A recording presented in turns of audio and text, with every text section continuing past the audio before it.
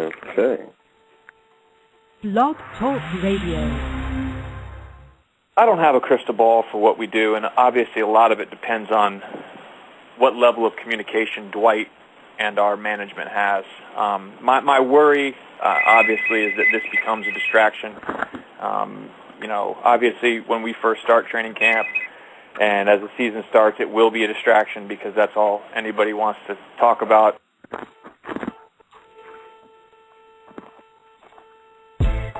Yeah, it's Mr. Encore, Fantasy, Sports, and Politics crew. Yeah, check. Fantasy, Sports, and Politics. Ain't no other talk show hot as this. Cover every sport and we get it all right. Log on the site, you can listen tonight. Talk about the game, who in first place.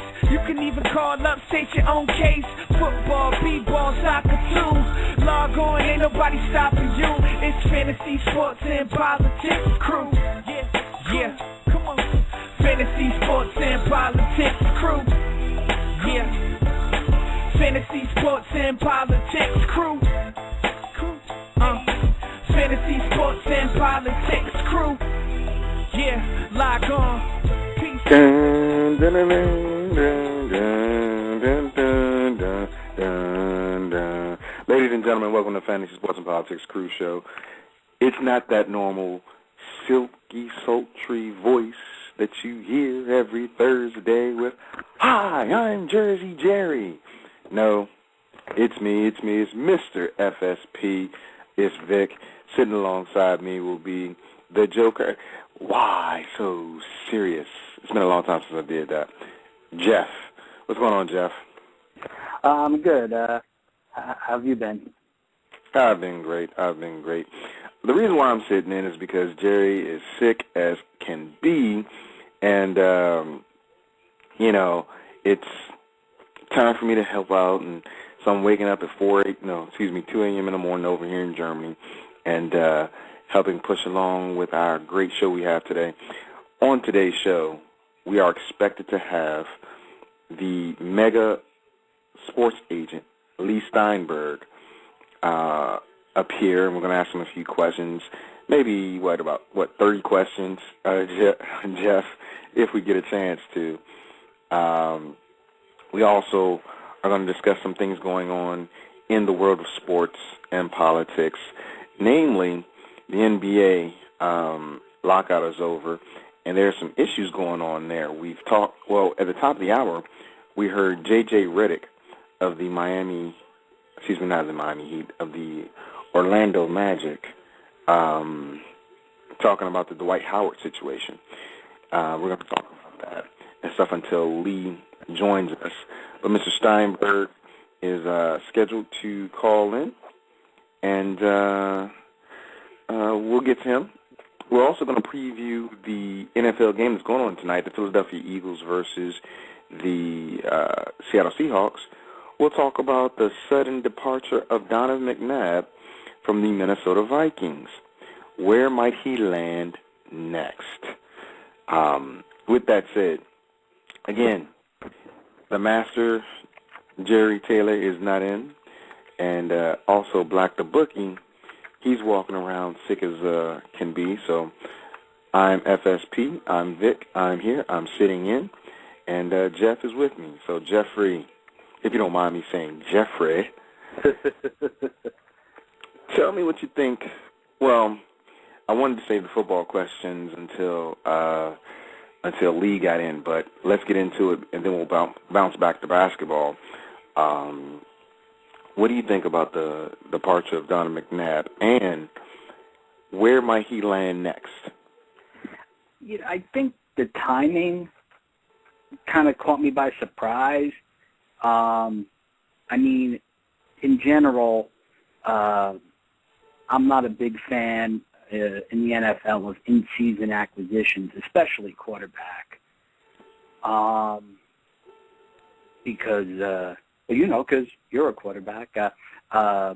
That NFL offenses are very complicated, and if you bring in a guy off the street, it usually isn't very productive. And the rare cases it's usually someone who's familiar with the system. Hey, maybe they could bring him back to Philly to finish the season because they're still running the same offense that he excelled at for about 10 years. But McNabb is an interesting character to me. I mean, he was very successful for a long time in Philly, and they shocked many people by trading him down I-95 to division rivals, the Redskins, which is very rare for that to happen. Yeah,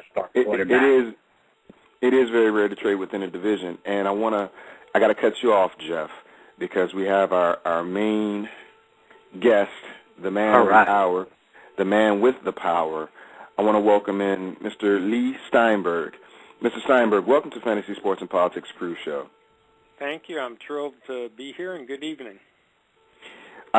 First of all, I want to thank you for appearing and taking the time out of your busy schedule to come on such a humbled podcast. You just don't know what this means to us. And you're sincere and you follow through. Some people commit to things and then they don't follow through, but you obviously are a man of integrity and your word. So I appreciate that. You know what? I remember doing a Jim Rome show when he was in Santa Barbara, and no one in the world knew who he was. And then he went to San Diego, and then he went network, and you just don't know who the next superstar is. Well, I'm hoping you're scouting us and want to sign us and then promote us and get us on somewhere.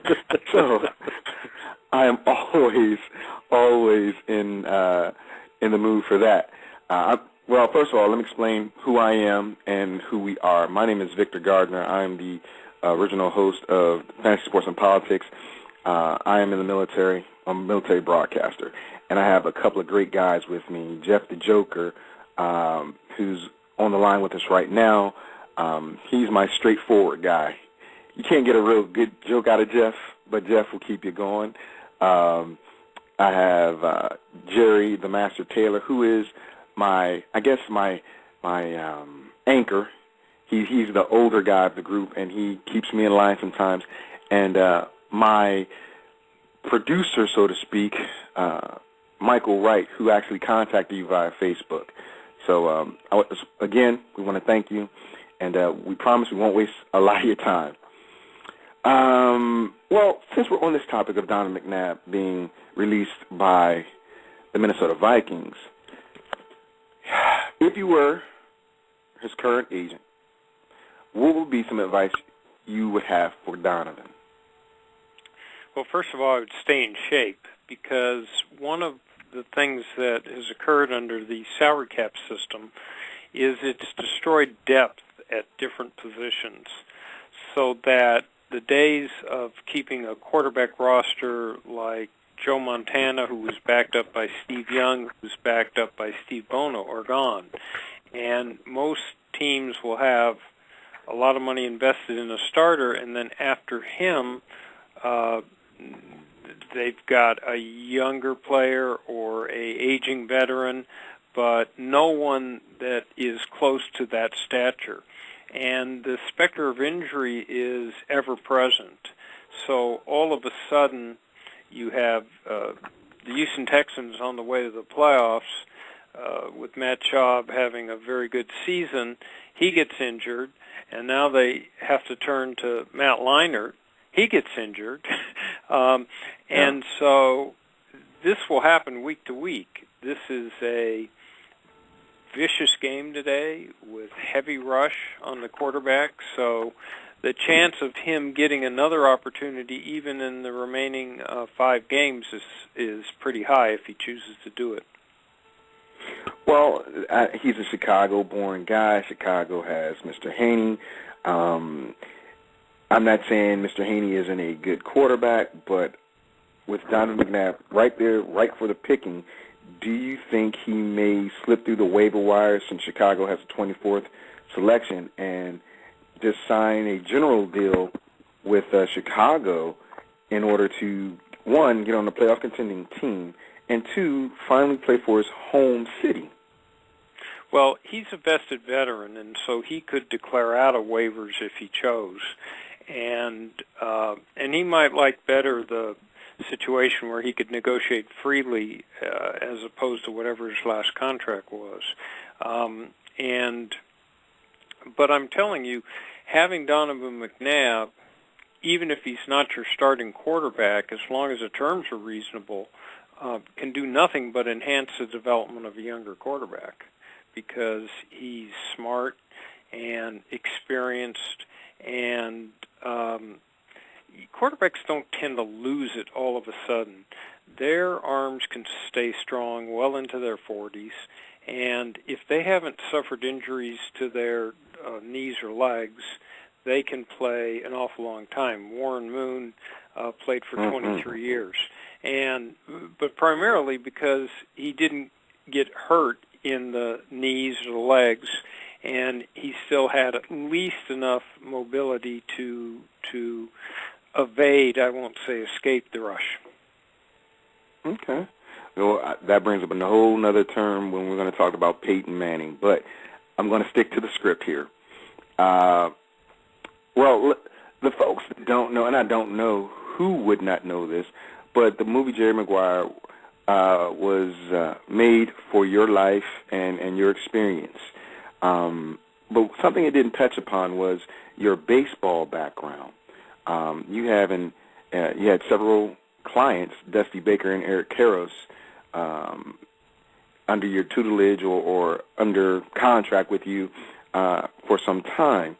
And one of the questions that struck me when I saw that was that when you have a issue such as a labor dispute that the NBA just went through and possibly Major League Baseball going through, how do you represent both of those players in that type of dispute? Because in reality, this is a contract negotiated by the Players Association with management. The way representation works is that the unions claim they represent all players for all purposes, but they deed out on a case-by-case basis the ability to have an individual athlete have his own agent to do that contract. But when it comes to collective bargaining, all the background ancillary rights and the system and wage scales, that's all done by unions. I might have a perspective about it, but I guarantee you it's conveyed privately. And the one thing that's critical in any labor situation is that you have unanimity. Part of the reason that the football labor situation was able to settle without missed games was the fact that they kept things private. Where David Stern blasted the union head in basketball, that never happened in football. You didn't have owners or players speaking. They kept things low, and they never lost sight of the fact that, as P.T. Barnum says, the game must go on. So the reality is I'll have a point of view, but the best thing anyone can do is to keep the climate cool, because, see, at the end of the day, this is really not a battle of labor versus management. The real battle, whether the NBA or the NFL, is with other sports, with the NFL or the NBA or Major League Baseball, and then home box office, Walt Disney World, and any other form of discretionary entertainment spending. So to ever push the fans away is the wrong thing. We've got tough economic times in this country, and the specter of millionaires fighting billionaires is not something designed to build the brand of the sport. Part of the reason football has gone to the point where by 2-1 it's the NFL is the most popular American sport, and it actually, a couple of months ago, 5 of the top 10 rated primetime shows were NFL games or pre-games, is the fact that they have kept the focus on the field. They now have another 10-year labor agreement, and so you won't have to hear anything about this. Because they've kept the focus on the field, they've been able to develop naming rights and sponsorship and oversee play and an NFL network and fantasy sports and all sorts of ways that generate revenue. But it all comes with sustaining that bond with the fans. And we didn't see that as much in basketball. And in basketball, they were actually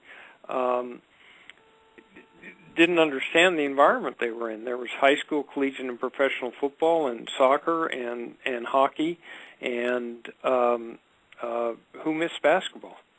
So, the point is all they really did is hurt the sport and lose money. And I agree with you 110% because you have to know where your revenue stream comes from. If the fans are alienated or feel as though that they're not really the number one reason as to why something's happening, people will walk away. And we had a discussion a couple of weeks ago about how you can either take the hard stance of, okay, well, some of these guys, they're making a great deal of money, but some of them aren't. And we propose on this show that our guys, or David Stern, look at maybe setting aside a 10% mandatory pension of some sort for the players, so that those that don't know really how to save their money because of bad representation or bad advice, I should say, they spend all their money, after their 3 or 4 years in the league, NFL or NBA, that they are mandated to set aside 10% of their earnings so that they will have something towards the end of their career once they retire. How likely or how, this is a question I know we didn't prep for, but how likely is something like that to take place? And as an agent, how would you recommend that take place? Basically, we have financial managers work with players, and the preponderant majority of players are better financially prepared than they ever have been. They've got state-of-the-art tax, state-of-the-art budgeting, state-of-the-art investments done for them. What undoes them, number one cause is divorce, or multiple family members trying to live off of what an athlete does. But there's so much economic recompense now for virtually anybody that's drafted in a reasonable round or has a reasonable professional career. That'd be pretty hard to waste it. Now, there are pensions in each of the sport. So when you retire from football, you get paid X amount of dollars per month when you turn 55, which you can take a little bit early or you can take later for differential dollars. So they already have pensions. They also have severance, which is a one-time check. So really you're dependent, though, on the athlete to have aggregated and learned some survival skills and empowerment skills while they're playing. The one thing that would absolutely ensure that players who didn't do that planning were well is if those payments were withheld from them until 55, 56, 60 years of age. But right now there are pension plans, and they do pay the players. So really the system ought to work. The big issue in football's last negotiation was whether or not they would take care of players who had played in earlier eras that hadn't had the benefit of big dollars. And I remember when I gave the presenting speech for Warren Moon at the Hall of Fame. And one of the great things you get to do is go to a luncheon which has all the living members of the Hall and the presenters. And so this was every great living player who ever made the Hall of Fame. But if you watched how they walked and you watched what their bodies were like, it was appalling. They had major injuries to every joint in the body, the knees, the hips, the back, the shoulder, the ankle, and it looked like the walking wounded. And these were, players who theoretically were very successful. They all made the Hall of Fame, but they were all beaten up. And that's not to mention what's been one of my passions, which is raising awareness about concussion, because what we found in the last concussion seminars I did was that 3 or more is the magic number, and then once you go beyond that, it raises the rates exponentially for Parkinson's, premature senility, dementia, and dramatically higher rates of depression. So all those symptoms, and players are in denial so that they aren't anxious to talk about what's wrong with them while they're playing or after they're playing. Wow. So someone like Javed Best, who suffered many concussions in college and now has had maybe his third or fourth in the pros, I mean, what would you tell that guy? He's a young guy. He's not the biggest guy, but he's had quite a few concussions, and he's still so young. And the truth is that concussions suffered in adolescence are much more serious. It takes as long as 3 times the recovery time for someone at that point to recover, and they've got school, and the brain is still in the process of formation. So I've campaigned for years to bring more concussion awareness, held a series of seminars. I've called it a ticking time bomb in an undiagnosed health epidemic, because we have bigger, stronger, faster bodies operating in collision sports, and they create the physics of a hit that's much more impactful. And this is only going to get worse.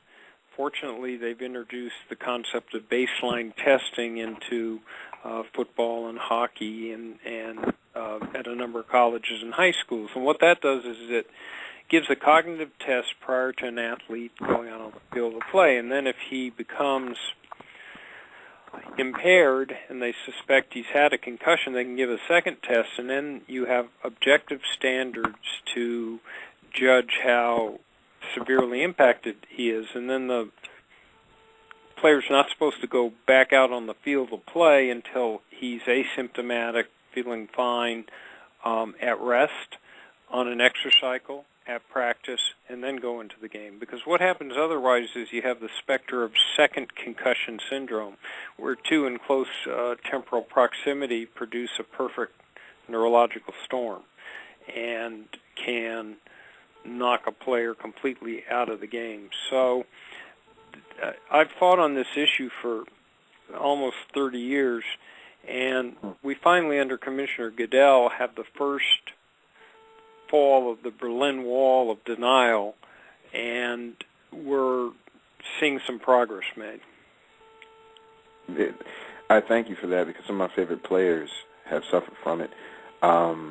We're going to talk about this a little later. I don't want to take all of your time that you have with us. I know Jeff has a few questions, but one more before I turn it over to Jeff, and it comes from our chat room. So it's actually a 3-parter here.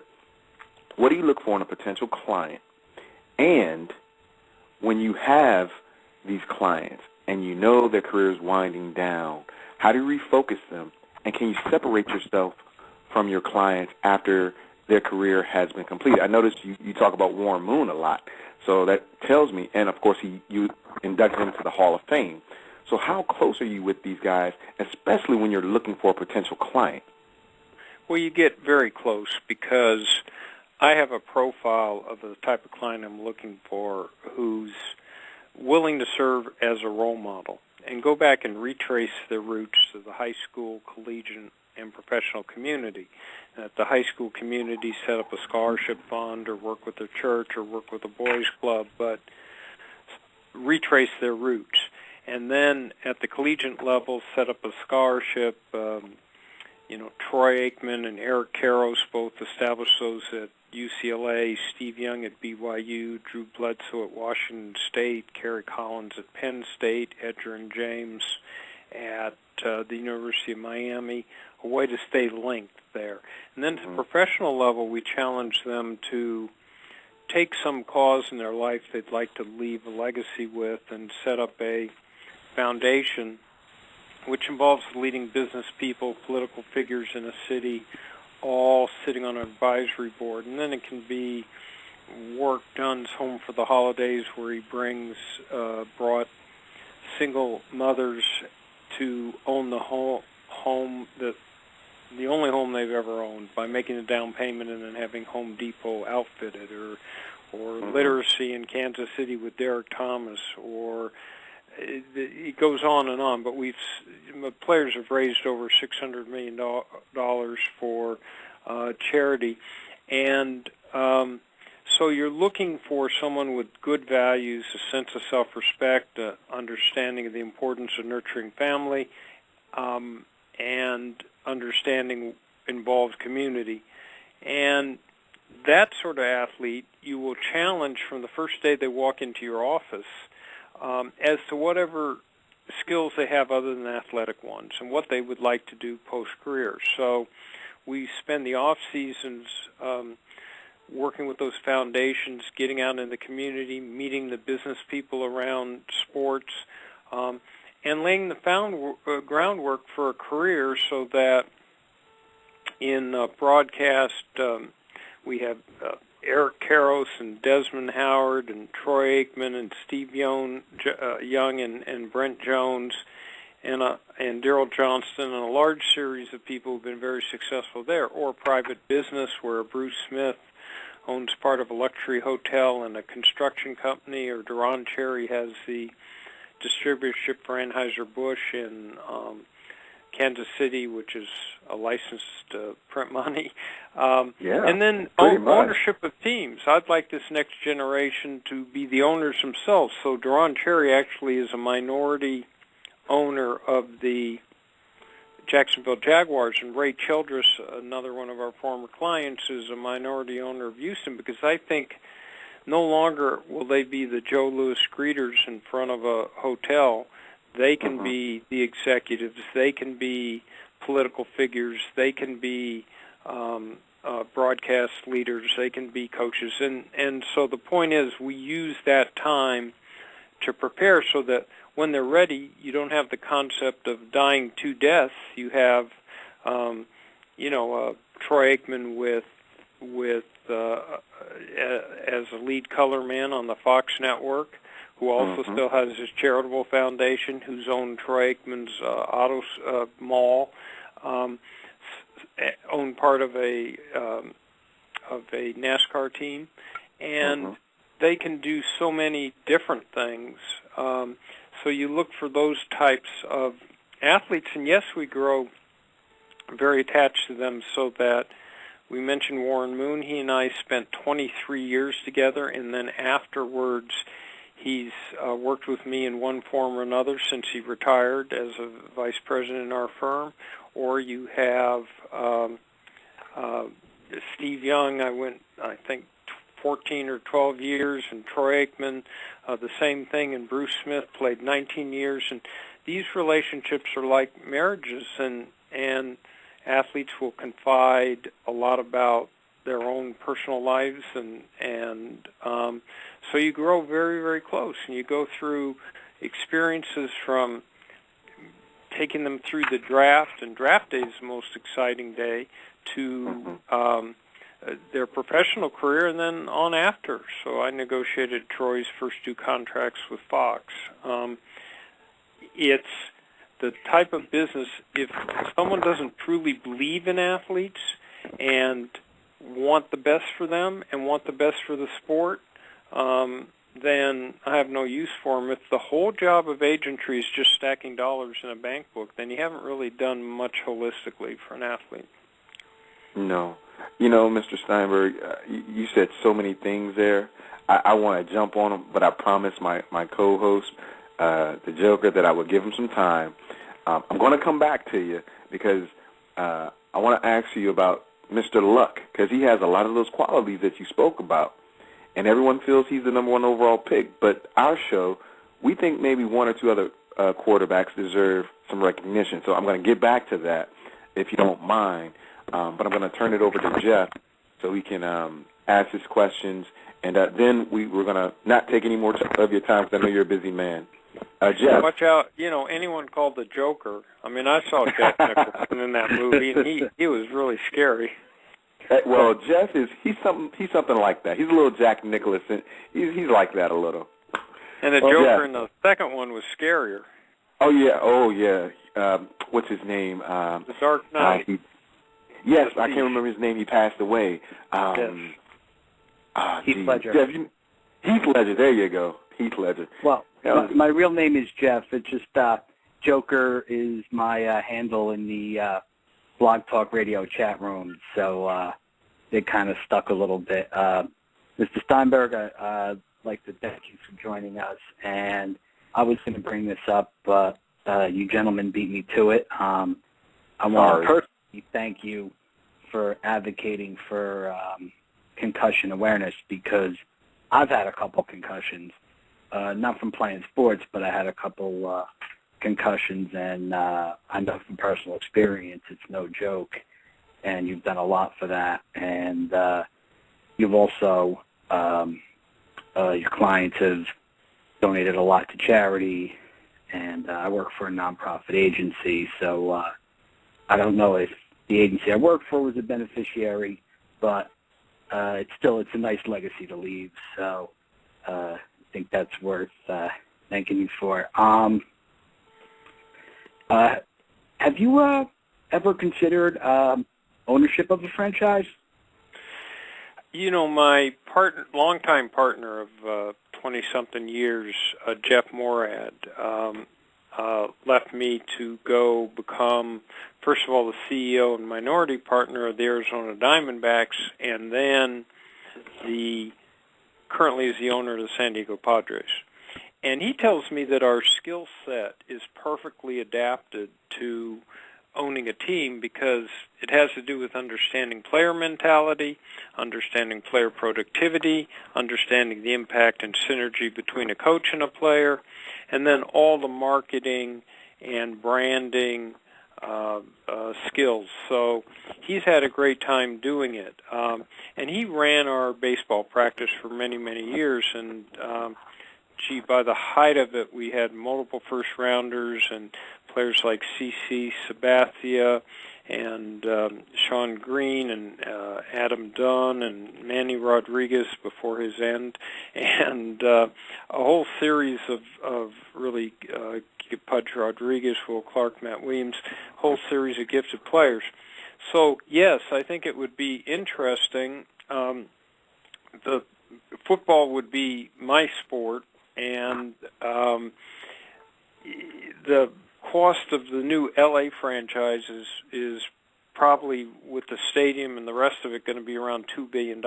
So, not that I have not done well in the field, but frankly, it's a billionaire sport, and but I would love to do it at some point.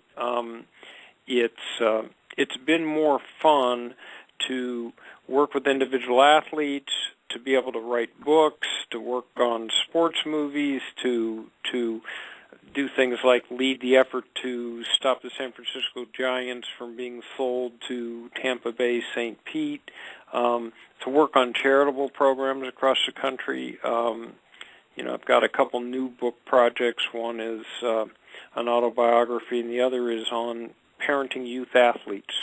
No one, if you think about it, gives you a driver's license to bring up your kid playing soccer, and should you bring him up to be a young Vince Lombardi and win at all costs, or conversely, is participation the key?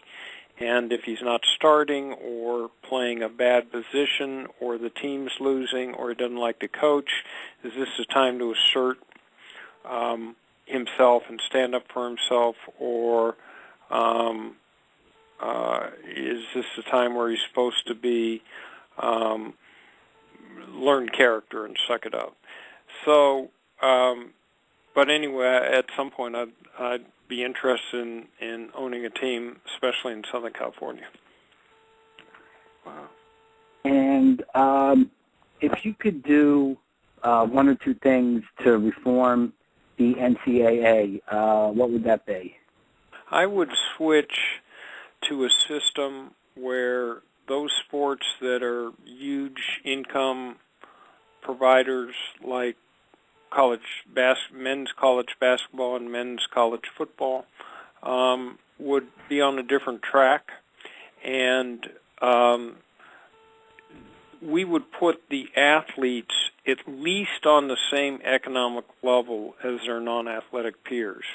Remember that they're burdened with the need to maintain their academics and rigorous off-season training programs and an incredible time draw during their sport, and yet we don't allow them to work during the school year to supplement their income like average students do. So it's unrealistic to have a system that puts a player from a disadvantaged background onto a college campus and then make it an NCAA rule violation to allow him to call home for Thanksgiving or to use the phones or to be able to at least have a car to get him somewhere and a few other things. So I would institute a system where those at-need athletes can apply for supplemental assistance. And then the second thing I'd do is allow any athlete to come out of sports anytime they want to, because there's no reason to hold athletes hostage on a college campus who have really no interest in being there, because when you put students who are dissatisfied in being there and living at a lower standard of living, then they start to look to alums or agents to supplement their income. So then when you have true student athletes at all campuses who are there because they want to be there, you can regulate them.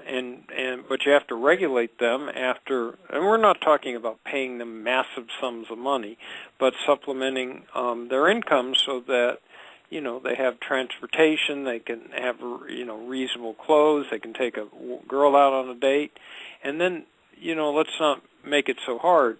And then people will say, well, if you allow football players to leave school any time, then you're going to have players who are unqualified and go out and try in the sport, and then they fail, and then their lives are ruined, they have no college degree. Well, the first thing to focus on is the low graduation rate at most schools for players who are there for 4 or 5 years. Let's graduate the players who are there without worrying about the occasional who will leave. And the truth of the matter is you're not going to have a freshman offensive tackle think that he can play pro football. And the ones who try, they'll see that their bodies aren't well developed enough. They can't stand the pounding, as Maurice Claret found out, and they're better off staying in school. But I love college education, but I don't see where it's written in the Constitution that mastering the Pythagorean theorem or Mid-East languages is a prerequisite to cut off tackle for 4 yards. Wow. Jeff. Well, those are good points. I think I agree totally about the athletes in sports that generate income, like football and basketball, getting increased benefits. But doesn't Title IX prohibit that? I don't think it does. Well, it does. It's a change, but Title IX is unrealistic. The economic reality is that football and basketball pay the freight to have all the women's programs and to have the minor men's sports. And occasionally you have situations where a women's basketball or volleyball team will draw crowds, but generally not. And so let's be realistic. If the goal of Title IX is to encourage equal opportunity for women, that's why we have those sports. But they don't have to receive exactly the same dollars in scholarship amounts. Because they're not the ones driving the funds into the organization. Right, and remember, the athletes don't see this as a moral issue because they're killing themselves to play sports and do academics, and they sit before 100,000 people in a stadium. They don't receive that revenue, or from television, or even from their jersey in the student store. Yeah, we've had some issues where a young man from Ohio State decided to go ahead and use some of his wares that he got from Ohio State to receive some favors, and now he's in the NFL and he had to take the punishment. I know I'm cutting into your time, Jeff, but since it was brought up, I just thought about it. What do you think about the Terrell Pryor situation as well as Jim Tressel, where both men were penalized their college penalty while joining the NFL? As an agent, that's got to bug you a little bit because it's two totally different places, but imposing the same penalty on something that took place not on their clock. I'm not sure what the legality of that is. I can only tell you that Roger Goodell has done an outstanding job in protecting the brand of the NFL and in stopping on and off the field behavior that hurts the attraction with fans. When you have behavior happen off the field or court or on the field or court, which shocks the public conscience, then there has to be a response. It was a little bit strange to in the prior situation, and in the it was a little bit strange in the prior situation, and in the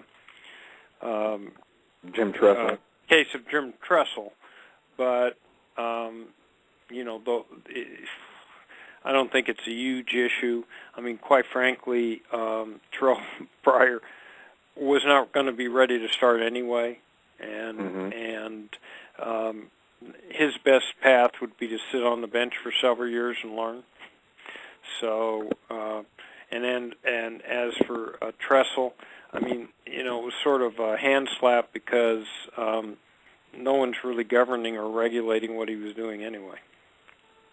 Wow. In Jeff, pro. Yeah. Say again? In pro football, it's not like his activities are so overt that they're being monitored heavily. Yes, absolutely correct, because he doesn't have millions and millions of Ohio State Buckeye fans looking at his wardrobe or things of that nature. That's a sweater vest guy. Gotta love him. Jeff, I got to give you one more question, and then we got to let Mr. Steinberg go, because I know you're busy. So go ahead, Jeff. One last question. Well, you're probably aware that retired All-Pro defensive tackle Chester McLaughlin passed away yesterday. And have you ever lost a client?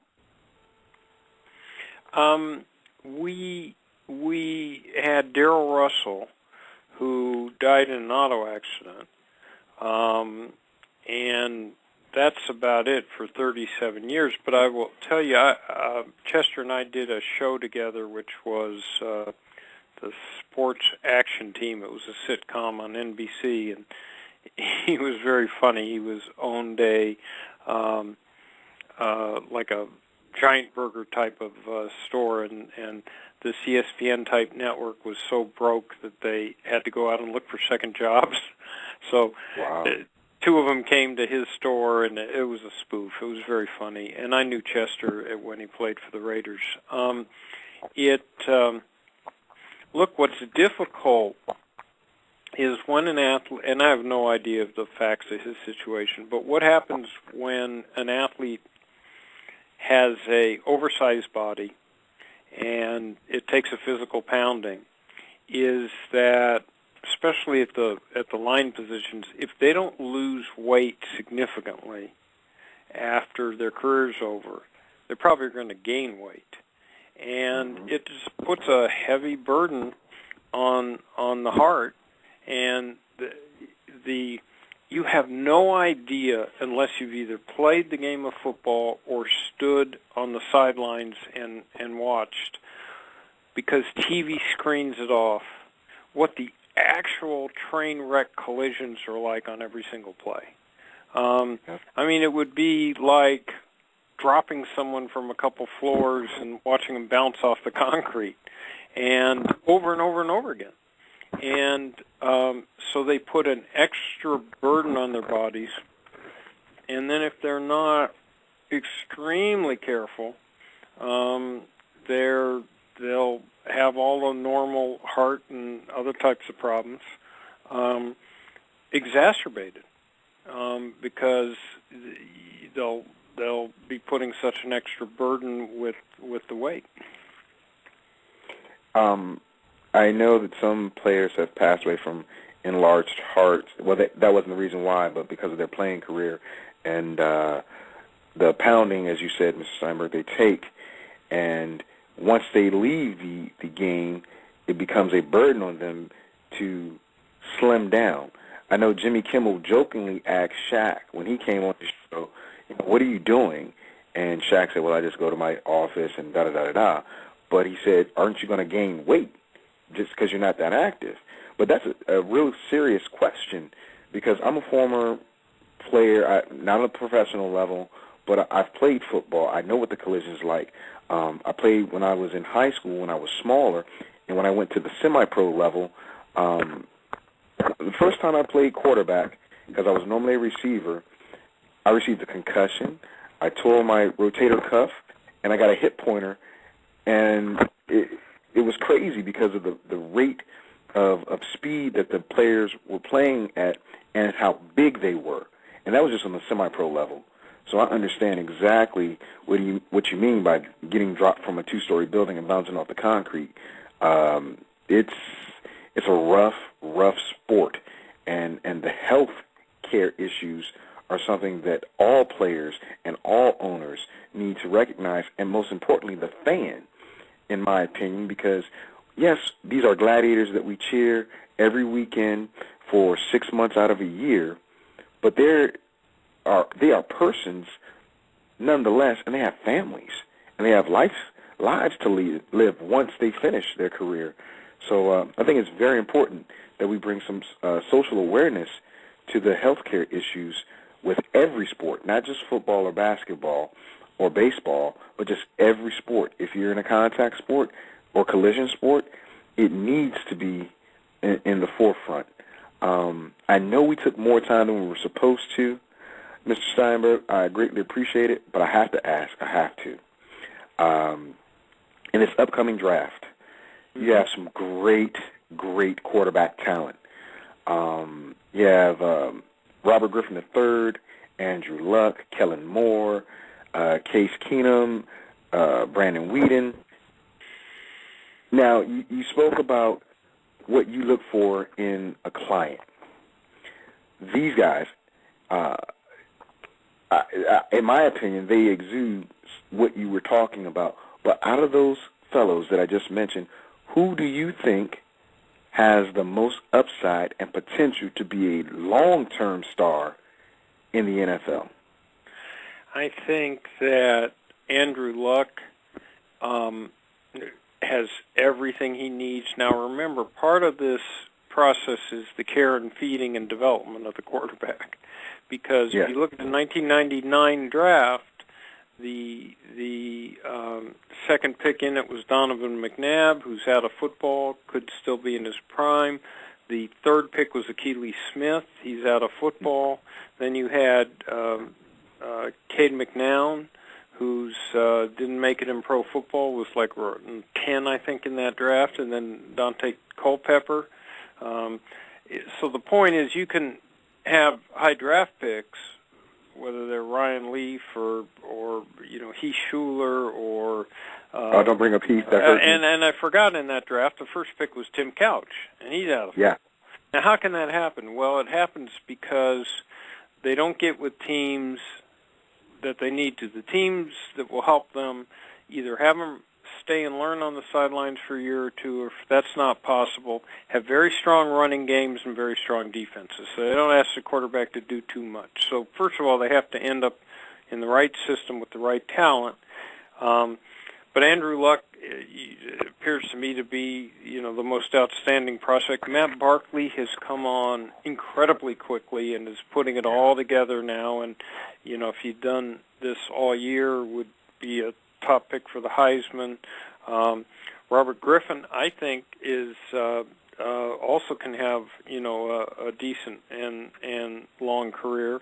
I think that the Houston quarterback, the question is just systemic. I had Andre Ware, who's a Heisman Trophy winner, 6th pick in the first round in 90 from Houston. That system didn't make it. And then David Klingler in 92, 6th pick first round. That system played at Houston. Both of them didn't make it. So the point is that, you don't really know.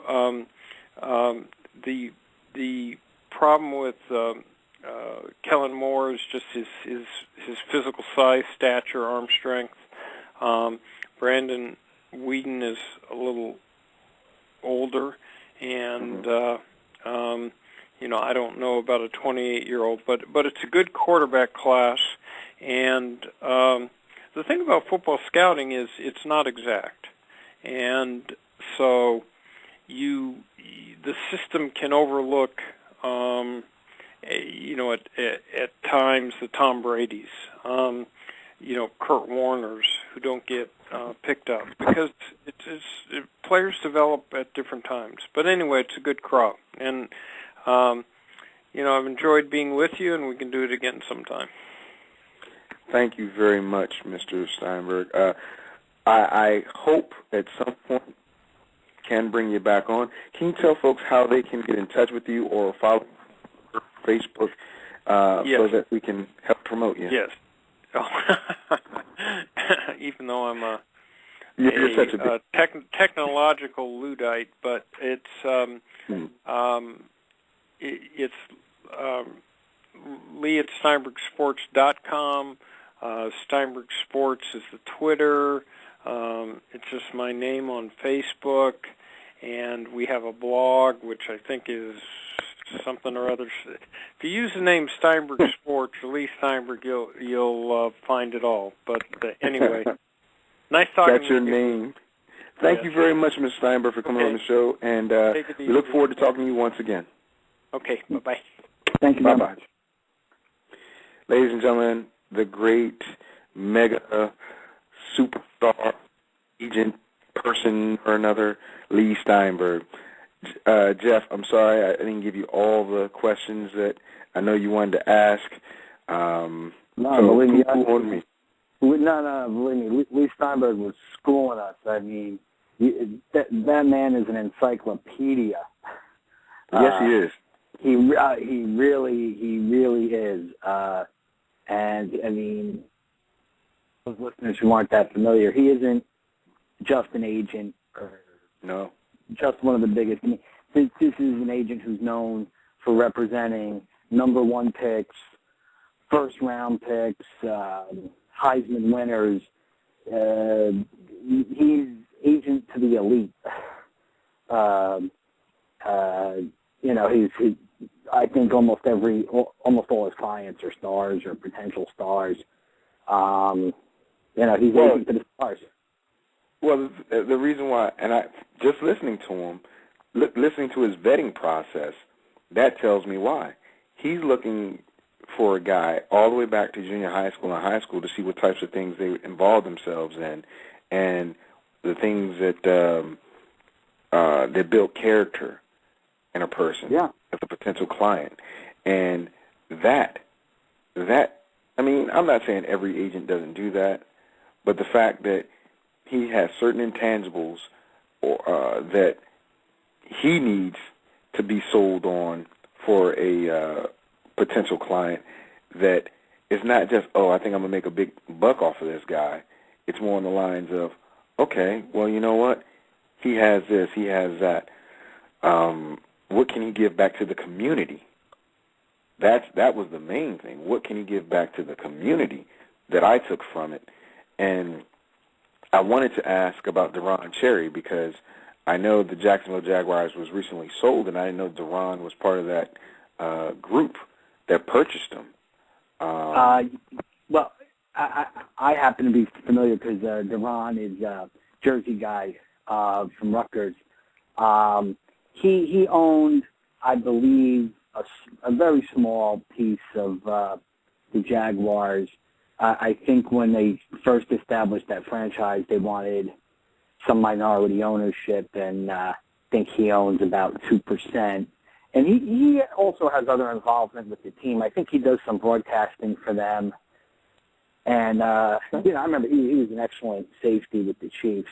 And and now the Jaguars got sold to Illinois businessman 100%. So I guess and he says I can't remember the name of the company who purchased the team. He says he's going to keep them in Jacksonville. Well, I don't know if that's a good move. Well, that's what he's saying, but LA won't be ready for a few years anyway, so it wouldn't be wise to say, well, I'm leaving. Yeah, so because then it'd be a real lame duck franchise. But they have a large section of that Jacksonville stadium closed off with curtains, and they still can't sell the place out. It would stink for the fans in Jacksonville, but it's a business, and Los Angeles is the obvious destination of the next NFL team that's going to relocate. Well, he said he thinks that this team that goes to L.A. is going to be worth $2 billion with the stadium and all that stuff. $2 billion. Right, and believe me, if he says it, it holds a lot of weight. Exactly. I believe the gentleman who purchased the Jaguars, I think it was in the $700 million range. That's just pocket change for fellas like you and me. But actually, that's a bargain for an NFL franchise. So, in a few years, he moves to L.A. I don't know if he has to own the stadium. I don't know all the particulars of that. But in a few years, he can move to L.A. and drastically increase the value of that franchise. Oh, yes. So that's probably the big picture, the plan. Well, I'm very excited about having Mr. Steinberg on the show. Black has outdone himself yet again, and that was amazing to me. Thanks for mentioning that, because I wanted to mention that one of the Thursday night regular co-hosts, Black, who usually is responsible for bringing great guests, really hit a grand slam, and he couldn't join us tonight, unfortunately, and neither could Jerry, the usual master of ceremonies. Yes. So hopefully they're sitting back and they'll listen to the archives, and it'll be pretty for them. But we got 90 seconds left of live air, Jeff. We didn't get into any of the subject matters I wanted to get into. I know you got to go to class, correct? Or you got to go. I'm done with class. Okay. Then if you can, I wanted to bring in a few questions while we go off air and talk about them, because I'm going to air this show on Saturday. I'm going to just air it on Saturday. So it's a great show, and I want to get to it. But he brought up Mr. Barkley and out of USC. So real quickly, let's listen to a soundbite, and then I want to get your comment on Barkley. I definitely think we're playing the best football. I think USC football has been playing in a while, and we can hang with anyone, I feel like. We're playing at a high level with where guys are meshing, and our chemistry is on fire, both on offense and defense, and I feel like we can play anyone right now. So Mr. Barkley feels as though that and I agree with him, I honestly agree with him, that USC is a very formidable team, even though they're suspended from or banned from postseason play. Do you think Barkley comes back next year because he will have a shot at a national title, or do you think he's going to leave USC for the riches of the NFL? Well, he already requested the draft evaluation, which that doesn't mean he's obligated to declare for the draft, but players who are interested in leaving school early could request the evaluation, and experts try to assess where they're going to go in the draft. And Tim Tebow did that before, his 4 years, and they told him he was going to be a mid-round pick, and that was one of the reasons he stuck around. To me, if an NFL player is going to be a first-round pick because the risk of injury is so great, unless he can get insurance, which some guys do if they have some type of collateral, if their parents own a home, they can get a policy.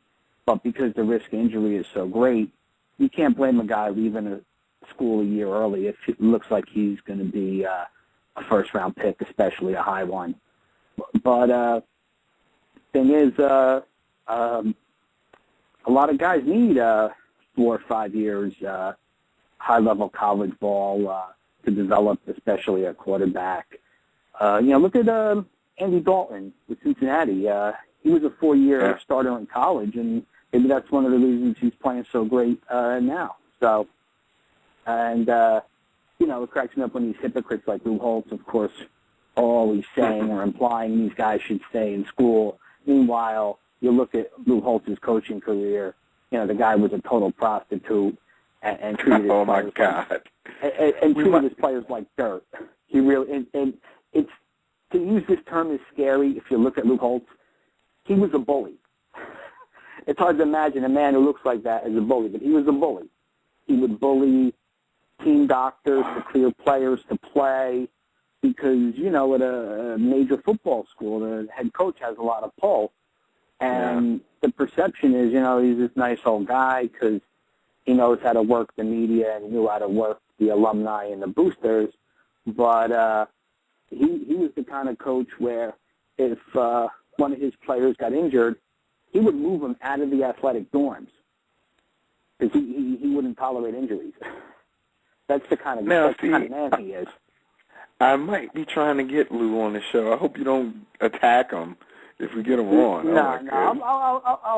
I'll be a gentleman, of course. But don't tell him how you really feel. Yeah, but, the thing is, the Lou Holtzes, they're free to bounce around, but a young man who agrees to attend a school when he's 17 is held to that, and if he wants to transfer, he's got a red shirt a year. And but the thing is, I give Holtz credit. Obviously I don't like him, but I'll give credit where credit is due. He's one of the all-time great college coaches. He had one unsuccessful year in the NFL with the Jets, and he's not stupid or stubborn. He realized the NFL was not for him. And that's not a knock on him. He went back to college where he continued success.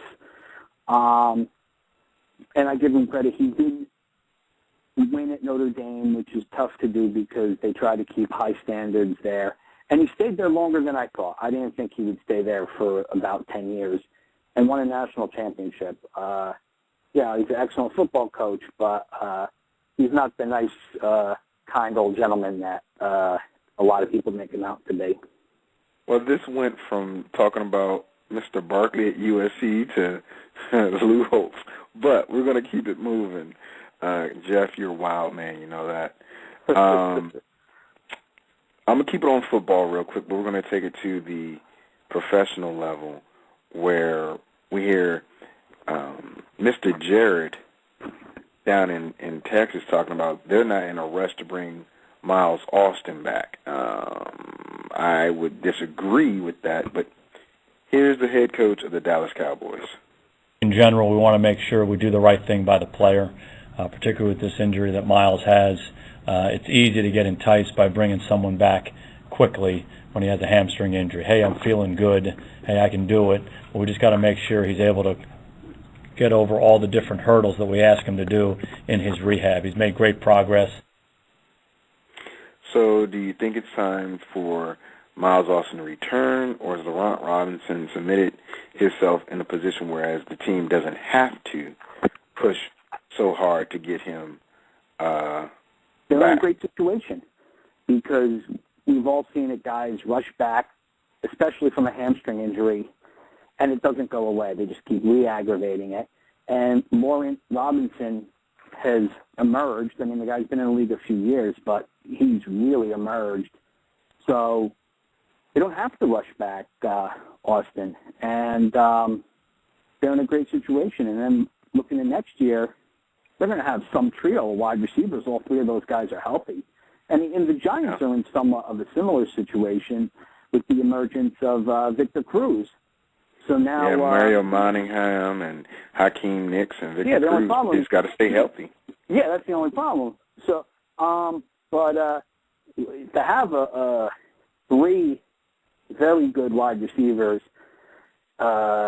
is really impressive because almost all the time in the NFL, an offense's number 3 receiver is going to be better than the other team's number 3 corner. And imagine if your number 3 receiver is a starting caliber receiver, that's going to create some very good matchups. Yeah, you're right. Absolutely right. Of course, I don't like the Cowboys, but it is what it is. And if they come on the show, I'll treat them with respect. I won't wish them well, but I'll treat them with respect. But anyway, let's move on to NBA because Leigh talked about that as well, you know, how he felt. And I was surprised when Leigh said this about David Stern. He felt that David Stern was totally out of line when he blasted the league and gave an ultimatum and stuff like that. I mean, I thought it would take more of a politically correct answer, which is okay, but basketball is back, and for a few teams such as the 76ers and the Rockets, you know, it's a difficult situation. But here's Doug Collins saying he missed his players. Play the soundbite. I miss being around them. I miss my players, and I can't wait to see them and to get back on the floor with them. So I would expect them to start trickling in. Rod made a call yesterday that I think maybe put some things in motion about, you know, physicals. When are we going to be able to get these guys physicals? So now these guys can come in, they can get their physicals done, so they can get all that done so that we can start the first practice on the 9th. And then you have Kevin McHale talking about the Houston Rockets. I go play, and it's about hard work. Basketball is not complicated. I mean, I know some people have tried to make it seem, you got to reduce the space on defense. You got to increase space on offense. You got to attack on both sides of the ball, defense and offensively. It's a simple game. I mean, we got to go out there and play. The system's not. We're going to put in some stuff. It's basic. Hopefully, it's helping recover. It's basic basketball. So, two coaches. Stating what it is they want to do to improve their teams. Doug Collins saying he missed his players and he wants to get them in as soon as possible, so they're looking at when can they give them physicals. And Kevin McHale stating, okay, well, it's not rocket science. You reduce the space on the court on defense and you try to make space on offense. Houston does not have that much to work with, in my opinion. Neither do the 76ers, but I think the 76ers are in a better position than Houston. So, forgive me, Jeff. It's 3 o'clock in the morning here. So, what do you see happening with some of these teams? I mean, camps open on the 9th. Do you see there being a really good short season or just a season? And, by the way, I don't think they should have a all-star game. I really don't think they should have an all-star game. That's just my opinion. But go ahead, Jeff. Well, I don't know. I mean, the all-star game's popular, and basketball as a sport is more conducive to having a good all-star game than football, which is usually a slop fest. But, I mean, it is a condensed season, not as much so as the last time there was a lockout. I was curious. I didn't get a chance to see how the schedule's going to work, because when they condensed it last time, it was unreal. I mean, they were teams playing four games in 5 days, things that you never see in a normal NBA season, and it was I think it was only 50 games. I thought it was terrific because the Knicks made out great. But I was thinking I wanted to look over the schedule, because if there were going to be a lot more back-to-back games and things like that, it's going to make depth more important. It's going to probably be easier for the younger teams. And then if you have to deal with these schedule issues, what kind of strategies you're going to use. I remember during that condensed season, Golden State had a brutal stretch of games. I think, something 5 games in 7 days or something ridiculous. And Don Nelson, who I always thought he had creative ideas for strategy, the middle game of that stretch, he put in the end of his bench, I guess players 8 through 12, and started them, and pretty much gave the starters the night off. They just got, I guess, the backup minutes. Yeah. It was an interesting strategy. It was a good way to deal with that situation. I guess, good coaches have a feel when their guys need rest. The other team, one of the other teams complained, and it would stink if you were a fan thinking you're going to see the starting lineup of Golden State, and, the starters were playing 8 to 12 minutes each.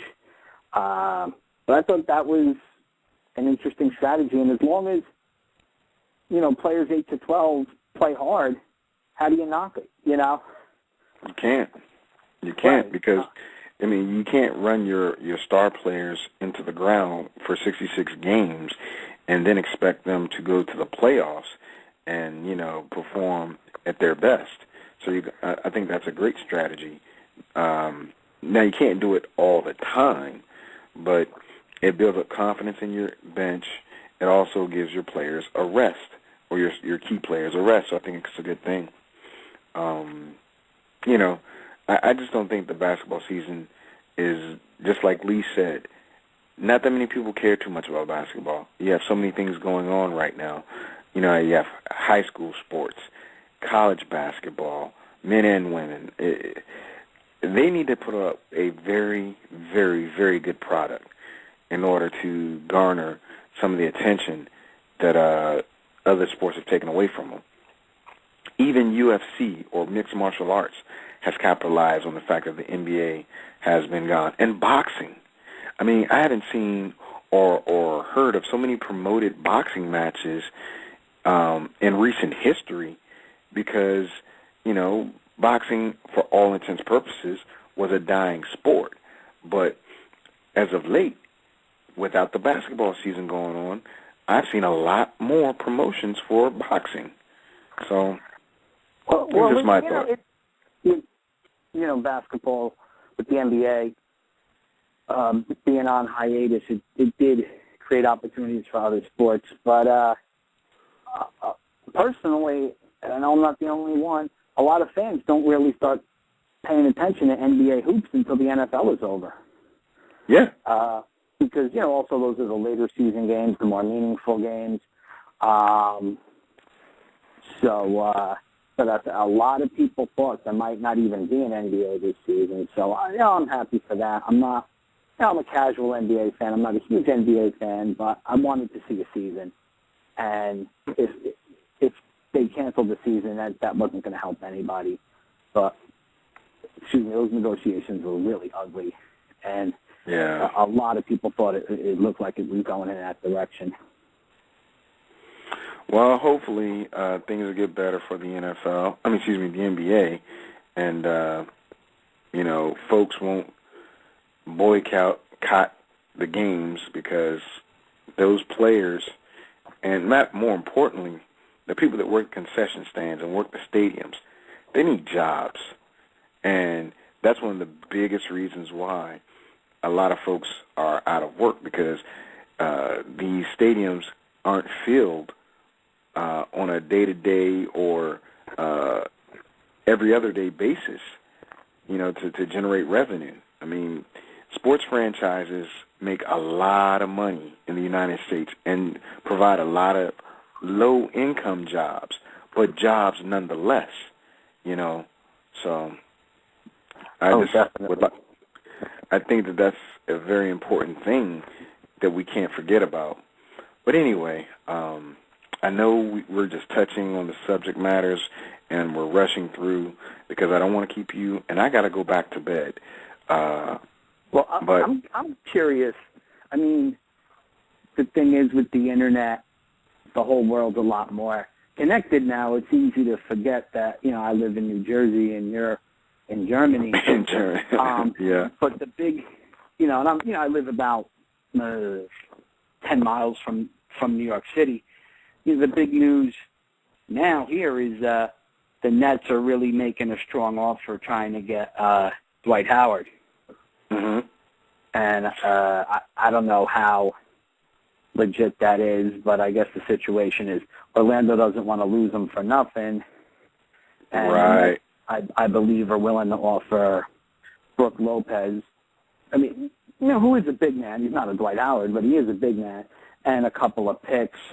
And, the Nets are making the big move to Brooklyn next year, and I think the owner, he wants somebody who's going to put some people in the seats.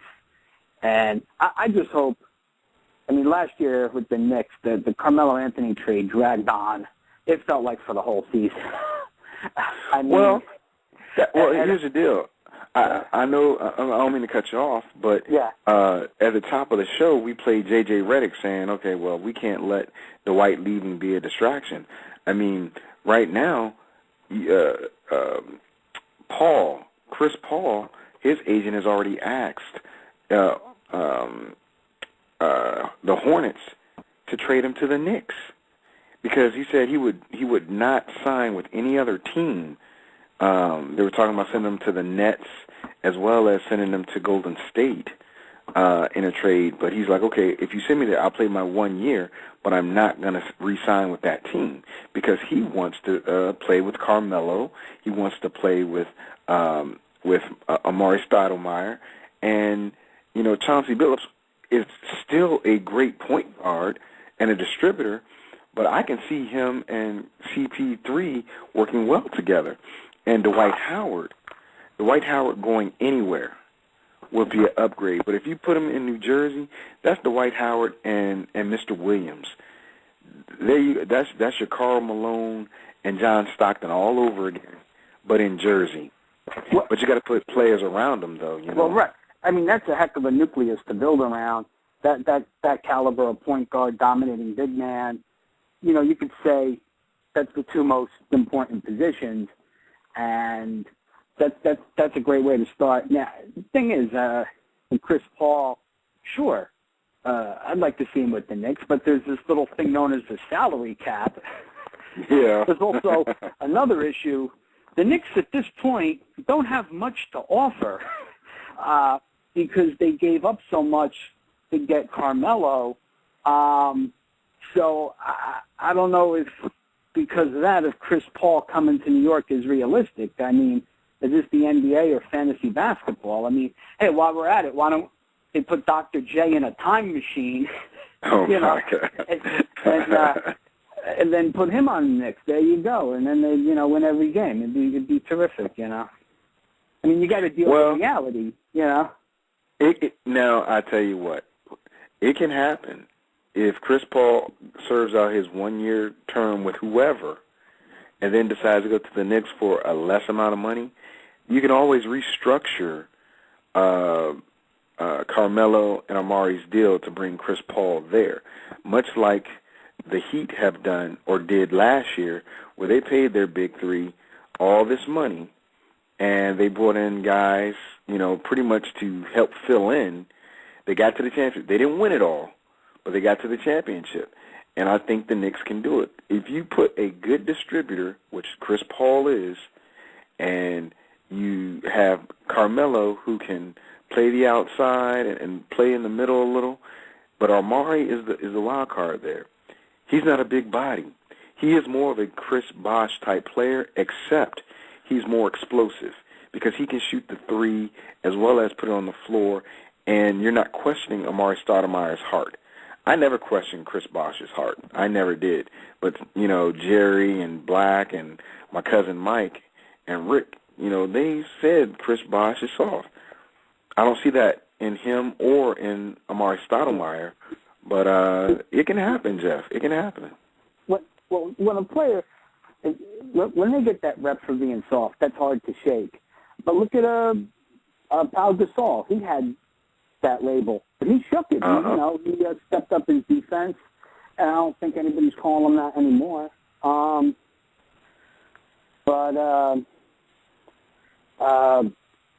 Now, regarding the Knicks' style of play and this abbreviated season, they're a running team. That's D'Antoni's system, and it might be tougher. You might have to go with a deeper rotation, maybe rest Amare because he's got bad knees. Because it could be difficult playing that style of ball with the abbreviated schedule. Years ago, it was like 5 jobs ago for Rick Pitino. He also had a running team when he was head coach of the Knicks. But he went deep. He went, 8, 9 guys deep on the bench, maybe even deeper on some nights. But the Knicks don't have that kind of depth, and it's something that they're going to have to address. Well, I tell you what, if you have to serve 66 games with whatever team you're going to play on, I'll play the 66 games, become a free agent, and then pick who I want to go to.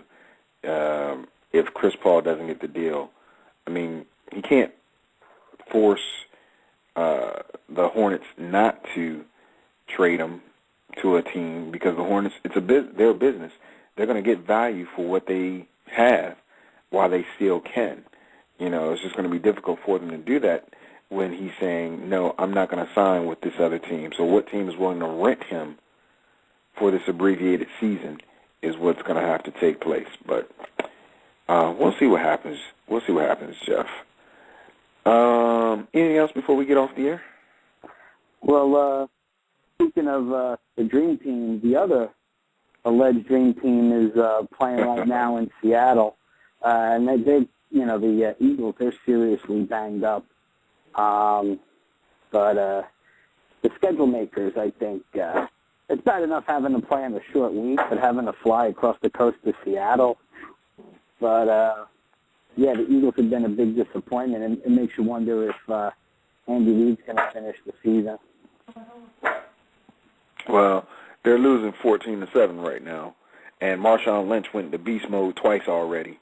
Literally, he broke a huge set of tackles to get his first touchdown, and then on the second touchdown, he followed some great key blocking. So, and it's hard to believe, but the Eagles and the Redskins are still in the playoff hunt, and I'm like, are you kidding me? But hey, if my Skins can pull it out, I'd love to see it. But let me get off this phone and off the air, and do me a favor, Jeff, because I'm about to head to bed. Can you send Jerry and Black and Rick an email saying that the show's going to be this show, so it's not going to be a live show on Saturday? Sure. Unless, if they want to call and they want to host it, that's fine. But I'm going to have this set up as the intro, so okay. I'm going to spend some time with the wife. Okay, yeah. On her birthday. Why are you doing that? You selling out? Come on. I'm joking, of course. Shut up. But that's nice. Guten Tag. And I was going to ask you, how much German have you picked up over there? 9. Not a lot, Guy. Not a lot, because I'm not a socialite, but I should have. My wife has learned a lot of German because she travels and she does a lot of things. So, not as much as I should have. Let me put it that way. I know some, but not a lot. I like languages, and my grandparents spoke Yiddish, which is very similar to German. I don't know. I like the German language. It sounds tough. You know what I mean? Yeah. I like it. I like the way it sounds. But, I understand some. I just can't speak a lot of it. Yeah. Just curious. Well, enjoy Saturday, and I'll send that email to the other gentleman. And it's been a pleasure co-hosting with you. Hey, as usual, it's like old times, my friend, old times. Pick up where we left off at. Ladies and gentlemen, you've been listening to Fantasy Sports and Politics Cruise Show. The gentleman you just heard was Jeff the Joker. Why so serious? And me, it's your boy, FSP. I'm Vic. Sitting in again for Jerry the Master and Black the Bookie. We had Leigh Steinberg on. Again, one of the Black's many accomplishments. He needs to add this to his portfolio. I'm giving this guy sterling credit, if I could. Hopefully gets a position in some production company because he deserves to be a booker for talent. He just has the magic words. But you can check us out every Thursday right here on Blog Talk Radio at 8 p.m. Eastern Standard Time, where Jeff, Black, and Jerry discuss the day's issues in sports and anything politically charged with sports. And you might find the occasional surprise guest like we had today, Leigh Steinberg. On Saturdays, we have FSP Show, which is the show I normally host, and it's an hour and a half. We talk about any and everything on that show. Mainly, we do sports, football picks, and fantasy predictions. We go off on topics. I wanted to talk about the Syracuse situation this Saturday, but I can hold that off till next Saturday. And on Sunday, we do the Master Plan. 10 a.m. Eastern Standard Time. Jerry goes in there. He gives you his sneaky picks. He's your NFL prime time of Blog Talk Radio. That's exactly what he is. Again, Fantasy Sports and Politics, Saturdays, 1 p.m. Eastern Standard Time. FSP Cruise Show, Thursdays, 8 p.m. Eastern Standard Time. And the Master Plan on Sundays, 10 a.m. Eastern Standard Time. I want to thank Jeff and everybody that listened. You guys have been great. We got to get out of here, Jeff. So, this is what I'd like to tell the folks. You've been listening to... Yeah. Mr. Encore. Fantasy, sports, and politics crew. Yeah, check. Fantasy, sports, and politics. Ain't no other talk show hot as this. Cover every sport and we get it all right. Log on the site, you can listen tonight. Talk about the game, who in first place. You can even call up, state your own case. Football, b-ball, soccer too. Log on, ain't nobody stopping you. It's Fantasy, Sports, and Politics crew. Yeah, come on. Fantasy, Sports, and Politics crew. Yeah. Fantasy, Sports, and Politics crew. Fantasy, Sports, and Politics crew. Yeah, log on. Peace.